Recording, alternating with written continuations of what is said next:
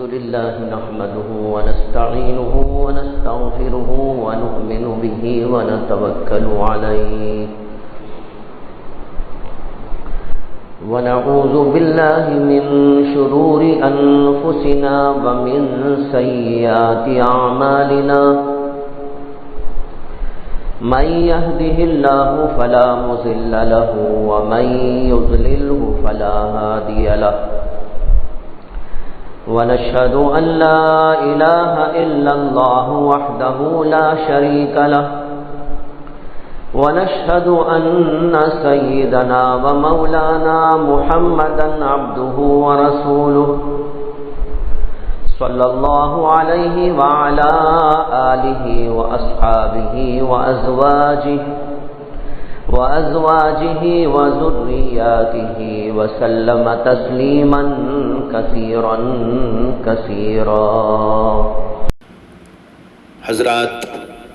آپ کے سامنے قیامت کی علامات اور نشانیوں کا ذکر کیا جا رہا تھا، اور ان میں سے کل حضرت مہدی رضی اللہ عنہ کے ظہور کا تذکرہ کیا گیا تھا، اور ان کے بارے میں دو باتیں میں نے واضح کی تھی. ایک تو یہ کہ حضرت مہدی کون ہوں گے اور ان کی پہچان کیسے ہوگی، اور دوسرے یہ کہ وہ کس دور اور کس زمانے میں اور ان کا کن حالات میں ظاہر ہوں گے. آج میں اس سلسلے کی تیسری بات عرض کرنا چاہتا ہوں، اور وہ یہ ہے کہ حضرت مہدی کو دنیا میں کیوں آنا ہے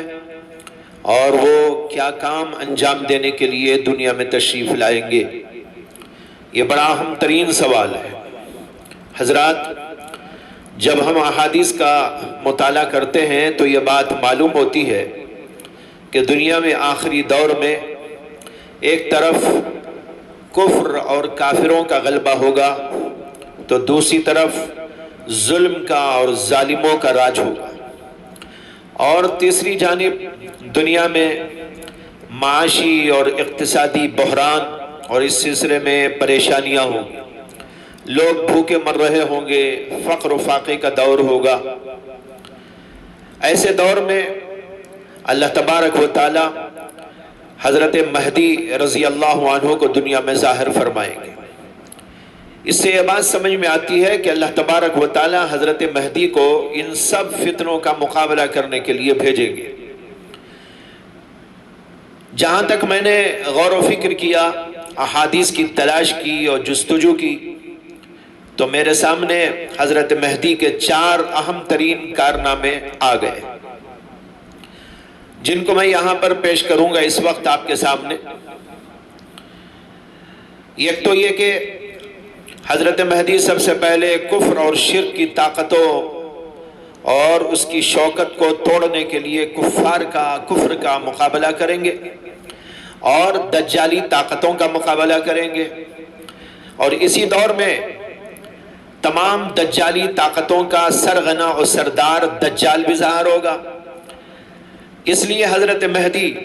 حضرت عیسیٰ علیہ السلام کے ساتھ مل کر اس کو ختم کریں گے. یہ ان کا سب سے پہلا کارنامہ ہے. اس سلسلے میں چند احادیث عرض کی جاتی ہیں. حضرت حذیفہ رضی اللہ عنہ کہتے ہیں کہ میں نے رسول اللہ صلی اللہ علیہ وسلم سے سنا ہے کہ آپ نے فرمایا کہ ہائے افسوس کہ اس امت کو ظالم اور بادشاہ کیسے قتل کریں گے، اور نیک لوگوں کو وہ کس طریقے پر ڈرائیں گے. یہ کہتے ہوئے اللہ کے نبی علیہ السلام نے فرمایا کہ اس وقت اللہ تعالیٰ سے ڈرنے والا مومن بندہ ان ظالموں اور جابروں سے زبانی طور پر تو موافقت کر لے گا، مگر اس کا دل ان سے بھاگے گا. جب اللہ تعالیٰ ارادہ فرمائیں گے کہ اسلام کو دوبارہ عزت اور شوکت عطا فرمائے تو ہر ظالم اور جابر کو اللہ تعالیٰ ہلاک کریں گے. اور اللہ قدرت رکھتے ہیں کہ اس امت کو اجڑنے کے بعد دوبارہ درست کر دیں. پھر آپ نے فرمایا کہ اے حذیفہ، اگر دنیا کا صرف ایک دن بھی باقی رہ جائے تو بھی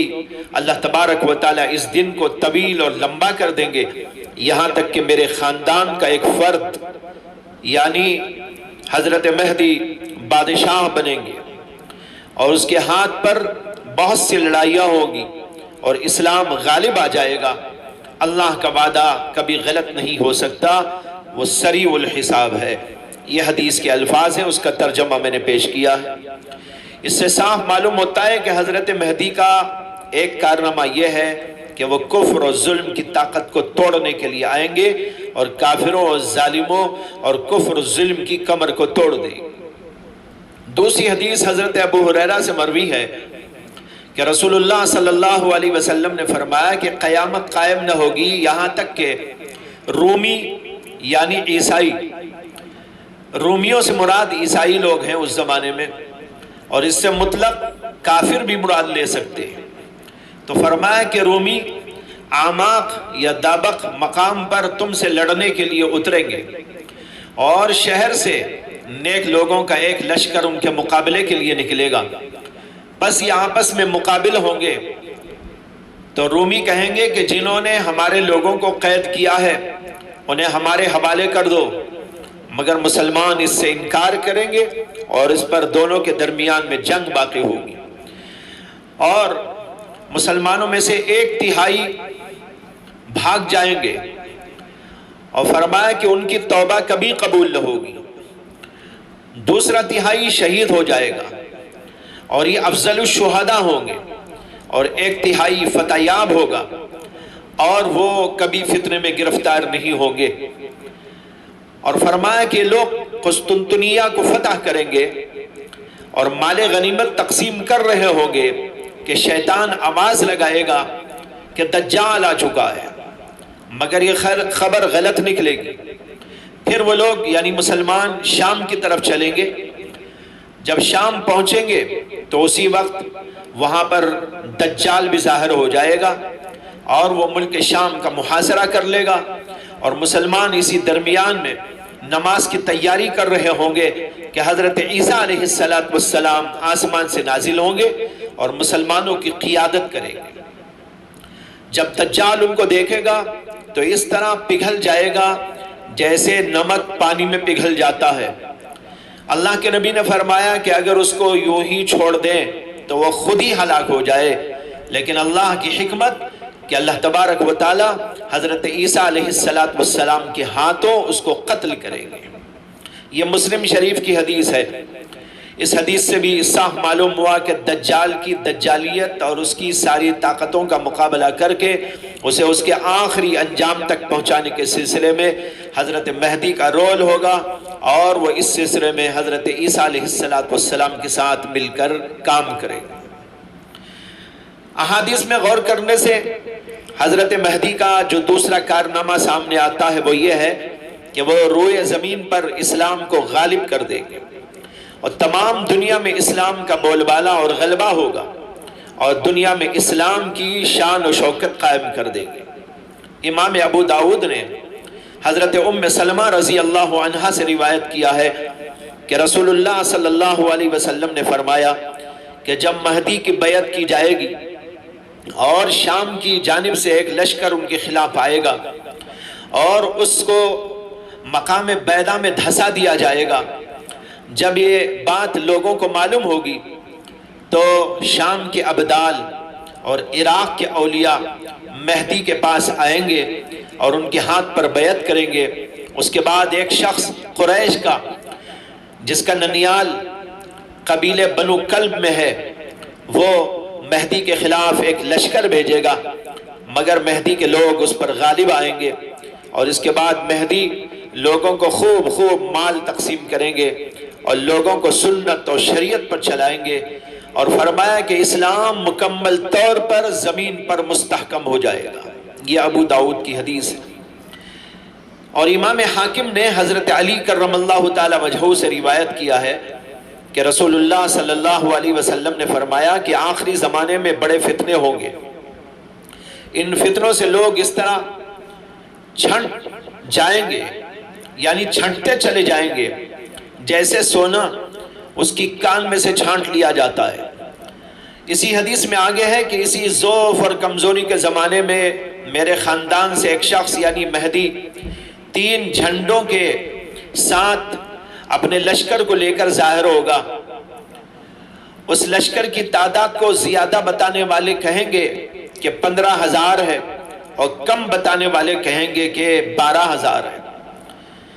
فرمایا کہ ان کے لشکر کی علامت یہ ہوگی کہ وہ امت امت کہتے ہوں گے۔ شاید یہ مطلب ہے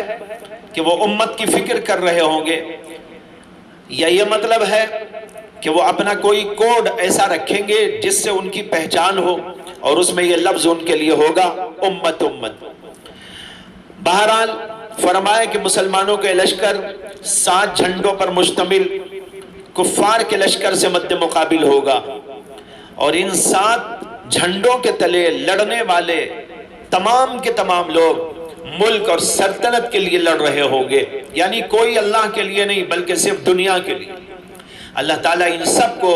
مسلمان لشکر کے بالمقابل ہلاک کر دیں گے، اور پھر اللہ تبارک و تعالیٰ مسلمانوں کو ان کی باہمی محبت اور الفت، نعمت اور آسودگی عطا فرمائیں گے، اور ان کے قریب اور دور لوگوں کو جمع فرما دیں گے۔ اس حدیث سے معلوم ہوا کہ حضرت مہدی کا ایک کارنامہ یہ ہے کہ وہ اسلام کو غالب کریں گے اور اہل اسلام کو مجتمع کریں گے، اور ان سب میں محبت اور الفت کی زندگی پیدا کر دیں گے۔ تیسرا کارنامہ حضرت مہدی کا احادیث سے یہ سمجھ میں آتا ہے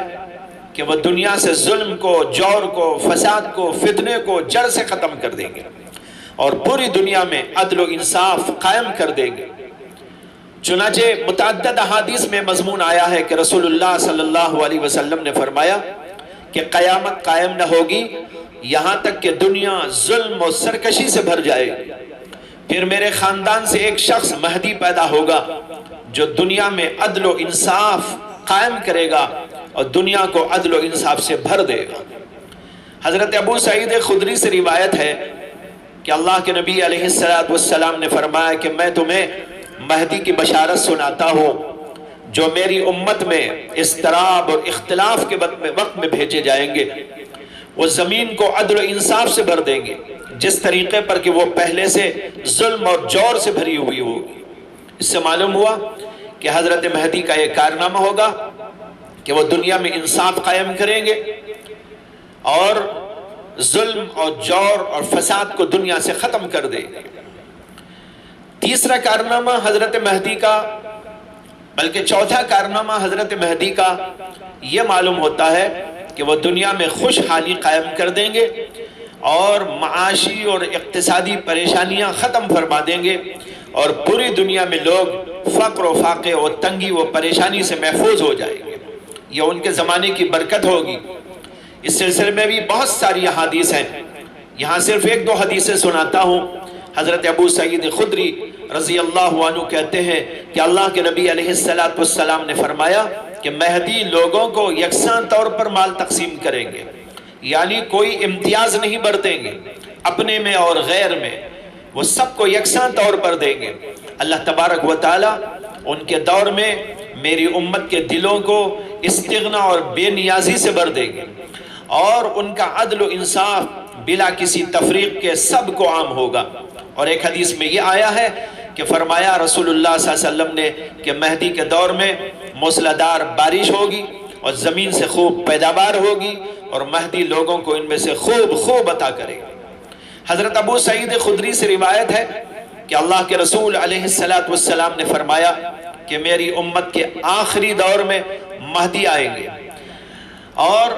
اللہ تعالیٰ ان کو خوب بارشوں سے سیراب کریں گے، اور زمین پر خوب کھیتی ہوگی، وہ سبھی لوگوں کو برابر مال تقسیم کریں گے، مویشی میں اضافہ ہو جائے گا، اور امت کی بڑائی اور بزرگی ظاہر ہوگی، اور فرمایا کہ وہ 7 یا 8 برس تک دنیا میں رہیں گے۔ ایک حدیث میں آتا ہے کہ فرمایا مہدی کے دور میں جو خوشحالی لوگوں کو نصیب ہوگی اس سے پہلے کبھی لوگوں نے ایسی خوشحالی نہیں دیکھی ہوگی۔ یہ چند احادیث ہیں، ان سے حضرت مہدی کا کارنامہ کیا ہوگا وہ بالکل واضح طور پر سمجھ میں آ رہا ہے۔ یہ مختصر جائزہ حضرت مہدی کے کارناموں کا میں نے پیش کیا ہے،